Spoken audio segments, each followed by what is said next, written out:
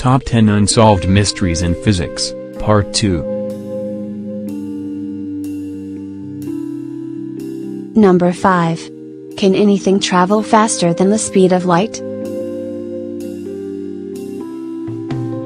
Since Einstein changed the face of physics with his theory of special relativity, physicists have been sure that nothing can travel faster than the speed of light. In fact, relativity predicts that for anything with mass to even travel at the speed of light, infinite energy is required. We see this in the ultra-high energy cosmic rays mentioned earlier. They have extraordinary energies relative to their size, but they still don't travel this fast. The speed of light as a hard limit might also explain why communications from alien civilizations are unlikely. If they're also limited by this, signals might take thousands of years to arrive.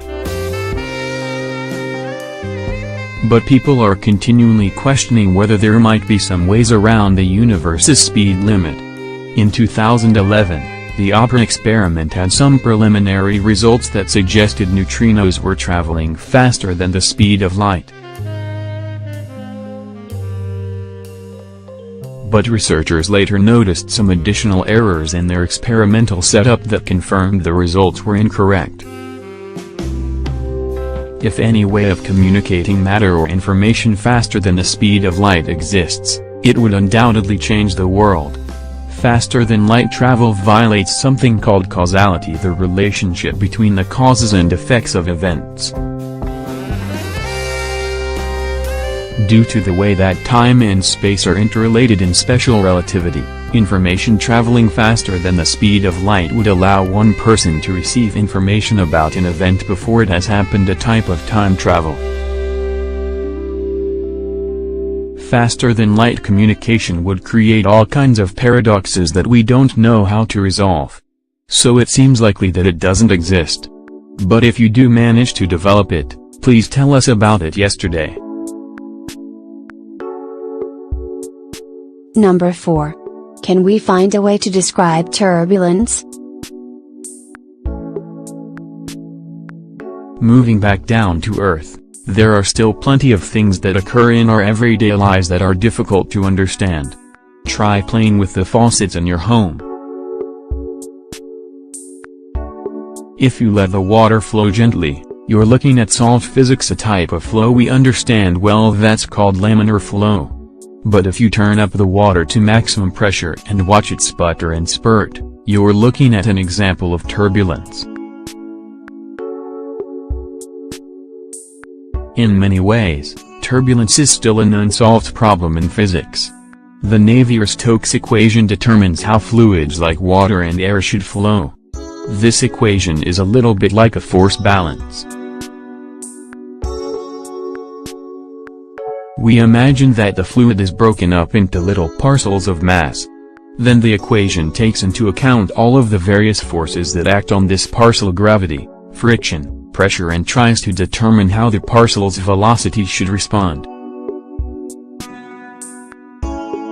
For simple or steady flows, we can find solutions to the Navier-Stokes equation that completely describe the flow. Physicists can then write down an equation that tells you the velocity of the fluid at any point in the flow.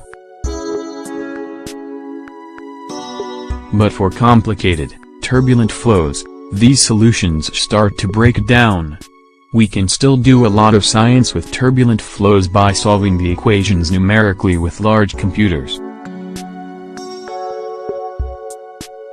This gives us an approximate answer without a formula that fully explains how the fluid is behaving. We forecast the weather this way.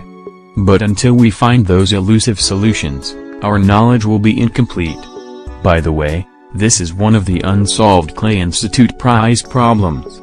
So if you manage it, there's $1 million in it for you.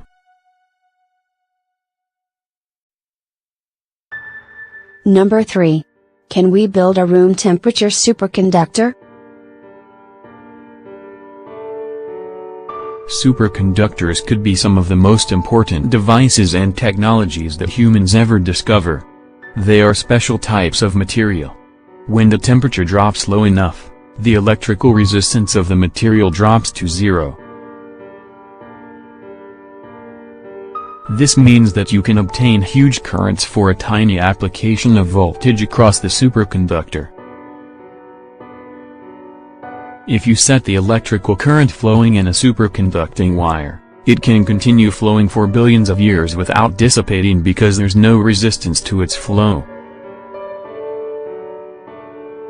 A good deal of power is lost in our current power cables. They aren't superconducting and have electrical resistance, which causes them to heat up when you pass a current through them. Superconductors could reduce these losses to zero. But the possibilities of superconductors are even more exciting than this. The magnetic field produced by a wire has a strength that depends on the current flowing through that wire. If you can get very high currents in a superconductor cheaply, you can get really powerful magnetic fields. These fields are currently being used in the Large Hadron Collider to divert the fast-moving charged particles around its ring. They are also used in experimental nuclear fusion reactors, which could provide our electricity in the future. The problem is that all known superconductors need to be at these very low temperatures to work. Even our hottest temperature superconductors need to be at -140 degrees Celsius, -220 degrees Fahrenheit, before they start exhibiting this wonderful property. Cooling them down to these low temperatures usually requires liquid nitrogen or something similar. Therefore, it's very expensive to do. Many physicists and materials scientists across the world are working on developing the holy grail, a superconductor that could work at room temperature. But no one has managed it yet.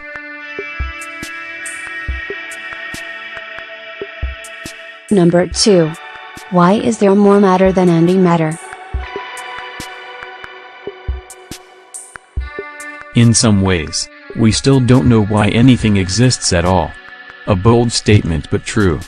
For every particle, there is an equal and opposite particle called an antiparticle.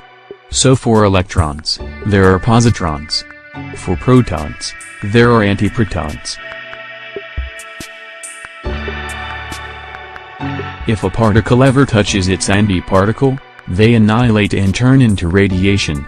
Since you probably don't want to get annihilated, it's a good thing that antimatter is incredibly rare. Sometimes, it falls in cosmic rays. We can also make antimatter and particle accelerators for trillions of dollars a gram. But on the whole, it seems to be incredibly rare in our universe. This is a real mystery.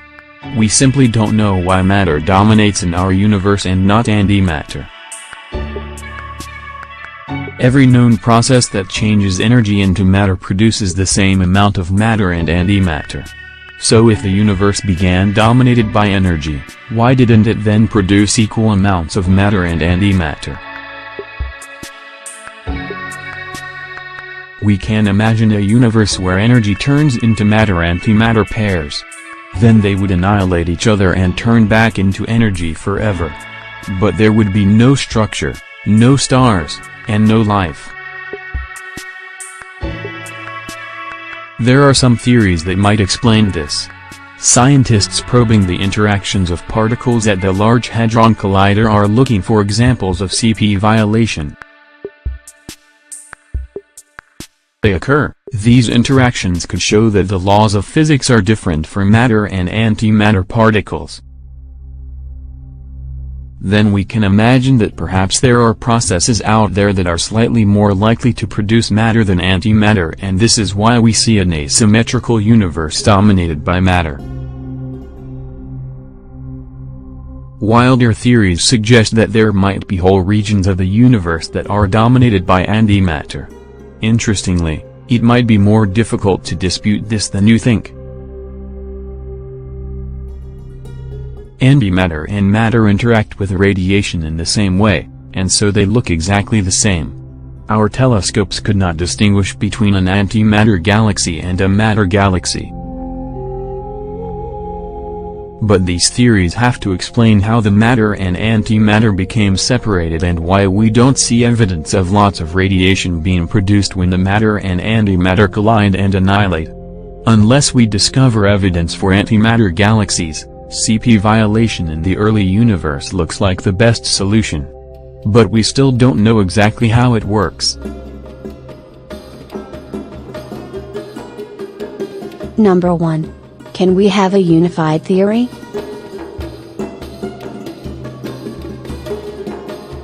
In the 20th century, two great theories were developed that explained a lot about physics. One was quantum mechanics, which detailed how tiny, subatomic particles behaved and interacted. Quantum mechanics and the Standard Model of particle physics have explained three of the four physical forces in nature: electromagnetism and the strong and weak nuclear forces. Its predictions are amazingly accurate, even though people still argue about the philosophical implications of the theory. The other great theory was Einstein's general relativity, which explains gravity. In general relativity, gravity occurs as the presence of mass bends space and time, causing particles to follow paths that are curved due to space-time being bent out of shape. It can explain things that occur on the grandest of scales, the formation of galaxies and the dance of the stars. There's only one problem. The two theories are incompatible.